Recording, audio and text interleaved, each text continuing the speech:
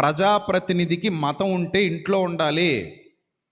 ప్రజాప్రతినిధి మతం పబ్లిక్లోకి రాకూడదు. ఎందుకంటే నువ్వు ప్రజాప్రతినిధివి. నువ్వు ఒక్కడి ఓటుతో గెలవలేదు, అందరు ఓట్లతో గెలిచావు. ఇది ఎవడైనా సరే ప్రజాప్రతినిధికి మతం కానీ ప్రజాప్రతినిధికి కులం కానీ ఇంట్లోనే ఉండాలి.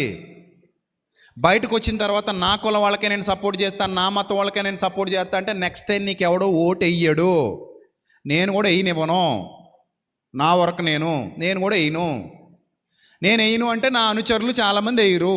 నాలాగే చాలామంది సేవకులు, చాలామంది పబ్లిక్ స్పీకర్స్ ముందుకు వచ్చి మేము వెయ్యమంటే వాళ్ళోళ్ళు కూడా వేయరు. అలాగా చినుకు చినుకు చినుకు కలిస్తే వరదైనట్టు అదో పెద్ద ప్రభంజనమై కూర్చుంటుంది. అవునా కదా?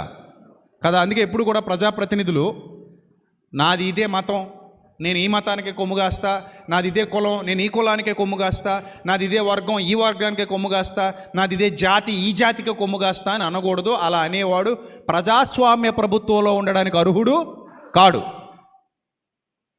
నేను ఎంత మంచి పాయింట్ రేజ్ చేశానో మీరు ఆలోచించండి. అలా అనేవాడు ప్రజాస్వామ్యం. మన ఇంటికి రాకూడదు, హక్కు లేదు. అప్పుడు నువ్వు రాకూడదు, సిగ్మల్ మొహం వేసుకు రాకూడదు, దండం పెట్టుకొని చీపురిగడ్డ తిరిగేస్తారు. అప్పుడు ఆ హక్కు కూడా ఉంది, చీపురిగడ్డ తిరిగేసే హక్కు. ఎందుకు లేదు?